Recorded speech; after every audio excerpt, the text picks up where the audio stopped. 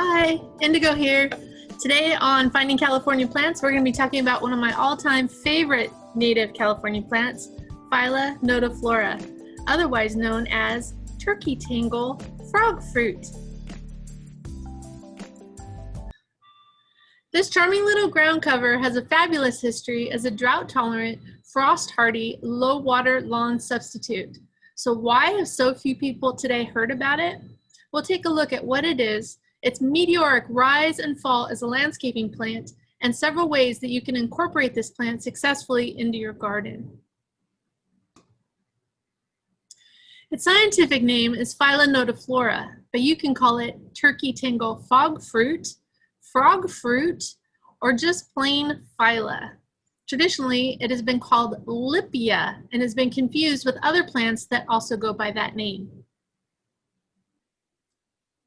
Phyla is in the Verbinaceae family or Verbena family.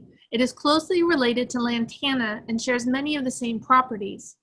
Phyla is an evergreen perennial. It is tolerant of light frost and flooding and moderate drought. In extreme conditions, it will go dormant and not grow as quickly, but upon the return of favorable conditions, it will quickly recover and resume growing at an amazing speed. It rarely grows taller than 6 inches, though in shady spots with lots of water, it may reach up a little taller than that. It flowers most of the year. The flowers are small, round dots of white with purple centers. The leaves are bright to dark green and roughly oval-shaped with toothed edges. Rabbits love to nibble the tender new leaves, but seem to leave the older plants alone. Even when chewed to the ground by rabbits, it will still survive and regrow quickly. Phyla will happily grow in all soil types, even with poor drainage and in saline soils. Phyla will thrive in full sun and partial sun and even shade. Phyla nodiflora is a cosmopolitan pioneer species of seasonally damp places and sand dunes where it behaves as a weed of minor importance.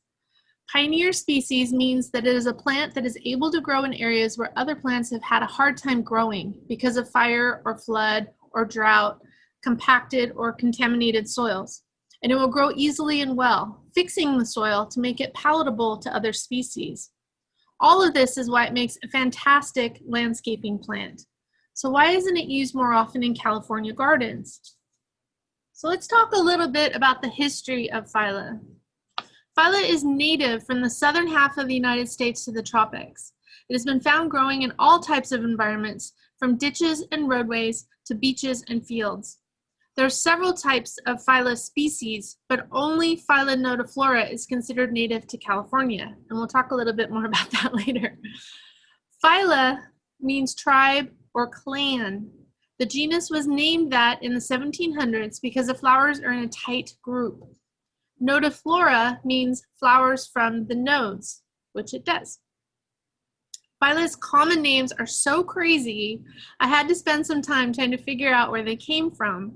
While I personally learned that its name was frog fruit, it was originally known as fog fruit. One theory for this is that hundreds of years ago, farmers noticed that after mowing the grass for hay, other species came up quickly. These other species were called fog fruit, as meadows often had fog in the early morning.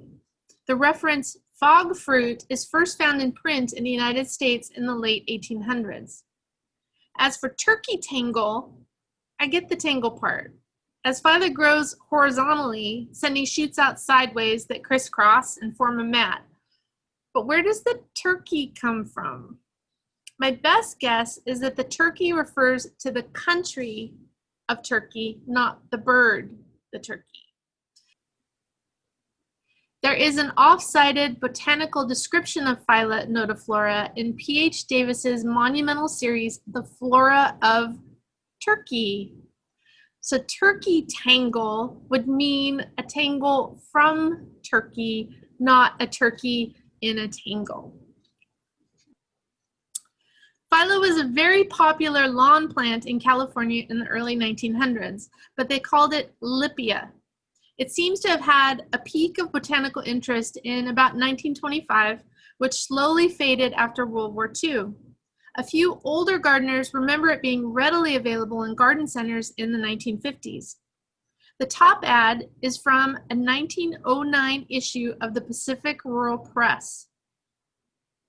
It says, Lipia, the drought-resisting lawn plant. No climate too hot or dry, no soil too poor for Lipia lawns to flourish. In 1902, the Los Angeles Herald proclaimed that at Coronado Beach, especially does this Lipia thrive so well that it has taken the place of grass all about the beautiful grounds of the Coronado Hotel, the golf house, Japanese tea garden, along the borders of the sidewalks, and in fact on every spot that can be beautified by covering the brown earth with a carpet of green. And in 1903, the Coronado Tent City Daily program called Phyla the sweet-scented bloomer that is just now carrying Coronado lawn makers by storm. So why is it not as widely known today?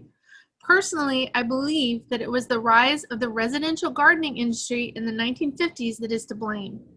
Garden centers realized that they could make a lot more money selling the garden hoses and fertilizers and herbicides and fungicides that were very popular at the time and that were needed to keep a non-native bluegrass lawn pristine. There wasn't much profit to be made selling Phyla, which needed none of this extra stuff to be purchased.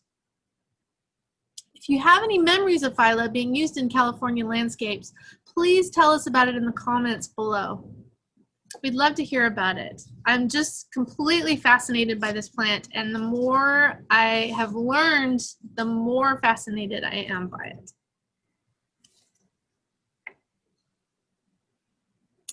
And now for the distinguishing characteristics.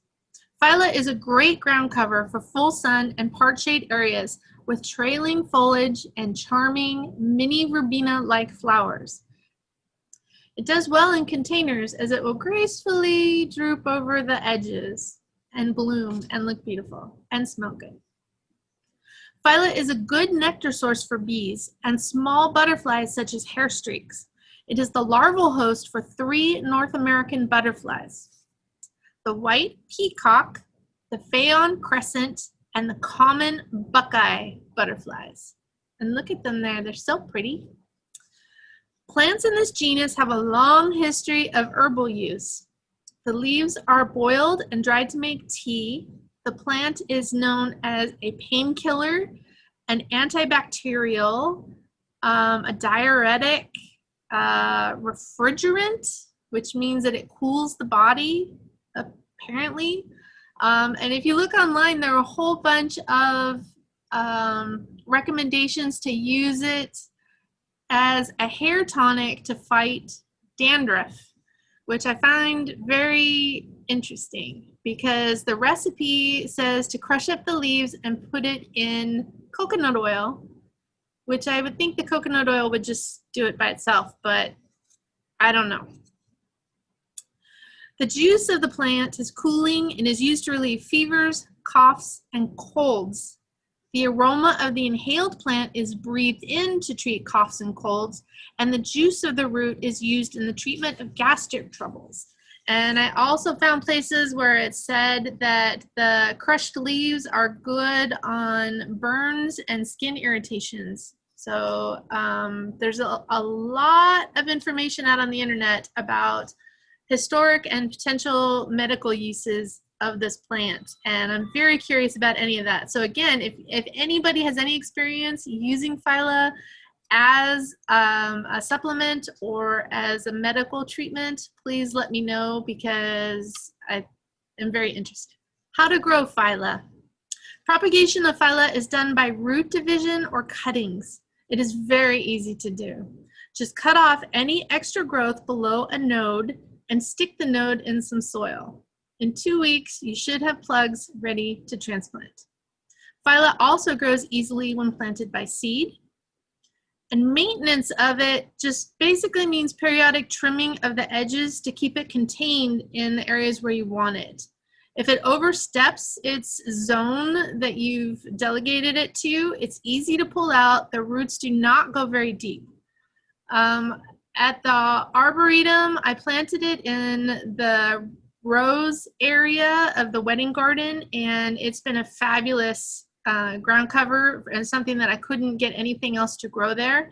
And the rabbits will nibble the edges of it, the new leaves, which works out great for me because they just kind of nibble along the edges in the pathway, which keeps it nice and trim, and I don't have to do any maintenance to it at all. So I do love this plant. It does not need any fertilizers or soil conditioners, just periodic watering. If it is temporarily overwatered or underwatered, it may die back a bit, but it will then quickly recover. As soon as it gets what it wants, it will thrive. It is suitable for foot traffic areas. People always ask me if it's okay to walk on it and everything, and I've found it to be perfectly fine for walking on. It doesn't cause it any damage. It's at least as sturdy as lawn grasses that you'll find out there, St. Augustine and Bermuda grass. I mean, it's pretty hardy. Okay, so in summary, we hope you've enjoyed this presentation, and we invite you to pot up some phyla and try it out in your garden.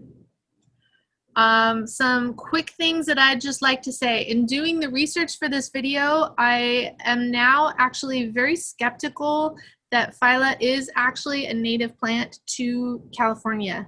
I do believe it's native to the United States, but it seems like it's native more to the East Coast and Florida and the South, maybe through Texas. And I'm saying this because of those butterflies that use it as a larval host plant, and they are primarily native to the southeastern United States. They're not really native here. So I find it a little challenging to believe that it's native here. And I know that, as we talked about, it was introduced here in the 1800s. And so I think a lot of the botanical records may be from that time. And so I'd be very interested if anybody finds any listing or information about phyla growing pre, let's say, 1850 in California. I would love to get your sources and find out where you got that information. And I'm going to be checking with our local herbarium and see if they have any specimens from before that time. But right now I'm a little skeptical, I just have to say. So if you like this video, please hit the thumbs up button below. And if you'd like to see more videos like this one, please subscribe to our channel. It really helps us out. If you have any questions, please post them in the comments below. And I thank you very much for watching.